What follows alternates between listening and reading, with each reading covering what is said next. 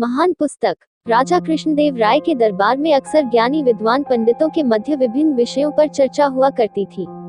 समय समय पर विभिन्न राज्यों से भी विद्वान पुरुष दरबार में आते और अपने ज्ञान का परिचय देते थे। राजा भी उनके आवभगत और सम्मान में कोई कसर नहीं छोड़ते थे। एक बार एक व्यक्ति राजा कृष्णदेव राय के दरबार में उपस्थित हुआ। वह स्वयं को महान ज्ञाता और विद्वान दर्शा रहा था। उसका अहंकार उसकी बातों से झलक रहा था। उसने स्वयं के बारे में खूब बड़ा चढ़ाकर बातें की। उसके बाद दरबार में बैठे ज्ञानियों को वाद विवाद के लिए चुनौती दे दी। उसकी बड़ी चढ़ी बातों से सभी दरबारी सहम गए थे। अपमान के डर से किसी भी दरबारी ने उसके साथ वाद विवाद की चुनौती स्वीकार नहीं की। ऐसा में राजा ने तेनालीराम की ओर देखा तो तेनालीराम अपने स्थान से उठा खड़ा हुआ। वह विद्वान को प्रणाम करते हुए बोला, महाशय, मैं आपके साथ वाद विवाद के लिए तैयार हूँ। कल ठीक इसी समय मैं आपसे राजदरबार में भेंट करता हूँ। अगले दिन पूरा राजदरबार भरा हुआ था। विद्वान पुरुष अपने स्थान पर पहले ही पहुँच चुका था। बस सबको तेनालीराम की प्रतीक्षा थी। कुछ ही देर में सबकी प्रतीक्षा समाप्त हुई और तेनालीराम दरबार में उपस्थित हुआ। तेनालीराम राजा को प्रणाम कर वाद विवाद हेतु नियत स्थान पर विद्वान के समक्ष बैठ गया। अपने साथ मलमल के कपड़े से बंधा हुआ एक बहुत बड़ा गट्ठर लेकर आया था, जो देखने में भारी ग्रंथों और पुस्तकों का गट्ठर लग रहा था। विद्वान पुरुष ने जब इतना बड़ा गट्ठर देखा तो सहम गया। इधर राजा कृष्णदेव राय तेनालीराम के हाव भाव देखकर आश्वस्त थे कि अवश्य ही तेनालीराम किसी योजना के साथ उपस्थित हुआ है।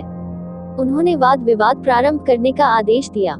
आदेश पाते ही तेनालीरामा विद्वान से बोला, महाशय, आपके ज्ञान और विद्वता के बारे में मैंने बहुत कुछ सुना है, इसलिए मैं ये महान पुस्तक लेकर आया हूँ। आइए इस पुस्तक में लिखित विषयों पर वाद विवाद करें। पुस्तक देख पहले से ही सहमे विद्वान पुरुष ने पूछा, क्या मैं इस महान पुस्तक का नाम जान सकता हूँ? अवश्य, इस पुस्तक का नाम है तिलक्षिता महिषा बंधन। तेनालीराम बोला।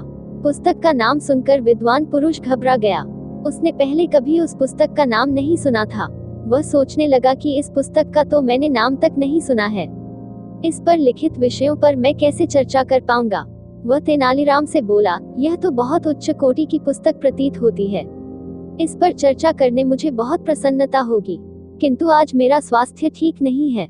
ऐसे गहन विषय पर चर्चा हेतु मन मस्तिष्क के साथ साथ सेहत भी दुरुस्त होनी आवश्यक है। मैं आज आराम करता हूँ।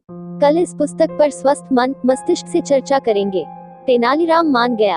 अगले दिन वह नियत समय पर अपना गट्ठर लिए पुनः राज दरबार में पहुंचा, किंतु विद्वान पुरुष का कोई अता पता नहीं था। बहुत देर प्रतीक्षा करने के बाद भी वह उपस्थित नहीं हुआ। वाद विवाद में हार जाने के डर से वह नगर से भाग चुका था। राजा सहित सभी दरबारी चकित थे कि ऐसी कौन सी पुस्तक तेनालीराम ले आया, जिसके डर से स्वयं को महान ज्ञाता बताने वाला भाग गया। राजा ने पूछा, तेनाली, बताओ तो सही, ये कौन सी महान पुस्तक है? मैंने भी आज से पहले कभी इस पुस्तक का नाम नहीं सुना है। तेनालीराम मुस्कुराते हुए बोला, महाराज, यह कोई महान पुस्तक नहीं है। मैंने ही इसका नाम तिलक्षिता महिषा बंधन रख दिया है। इसका अर्थ तो बताओ तेनाली।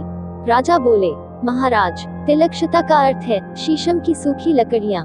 महिषा बंधन का अर्थ है भैंसों को बांधने की रस्सी। इस गट्ठर में वास्तव में शीशम को सूखी लकड़ियां हैं, जो भैंसों को बांधने वाली रस्सी से बंधी हुई है।